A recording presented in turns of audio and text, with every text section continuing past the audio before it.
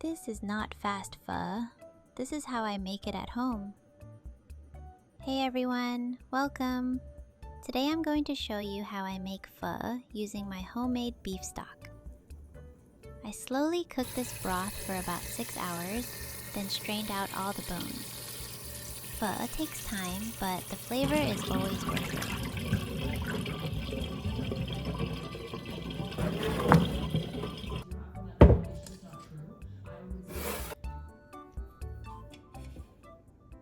After that, I left the stock in the fridge overnight and removed all the fat from the top. This gives a cleaner, lighter broth. Now I'm charring onion, ginger, star anise, cloves, and cinnamon. I'm using 2 onions because this one is small. Add everything back into the broth along with a piece of beef brisket. This brisket is quite lean. I actually prefer it has a little more fat because it adds more flavor to the soup. Today I'm using an Instant Pot to save time, but the flavor still develops beautifully. At this point, the whole kitchen smells like pho.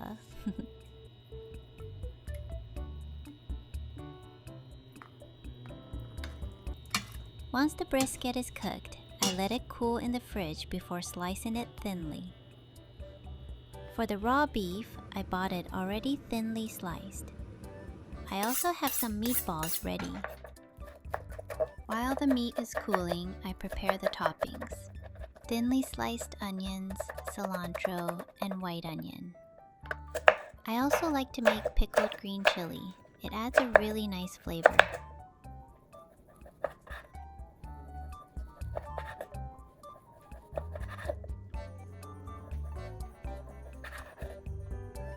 Now I go back to the broth and adjust the flavor.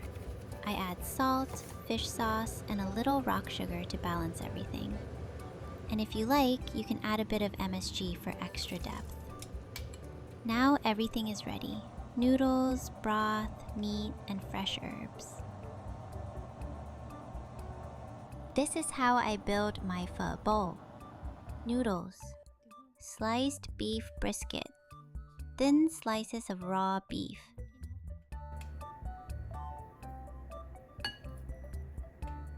a few meatballs on the side,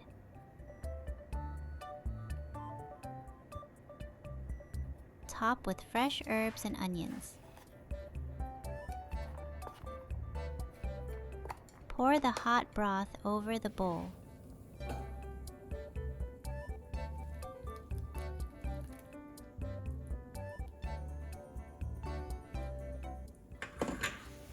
Oh, this is fabulous! This is how I eat pho.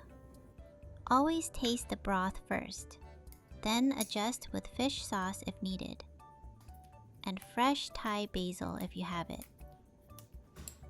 Add a squeeze of lime. I remember my father once said, "A good broth should feel slightly sticky on your lips." Yummy! And that's how I make pho at home. Simple, comforting, and full of flavor. I hope you enjoy it, and I'll see you in the next video. Bye!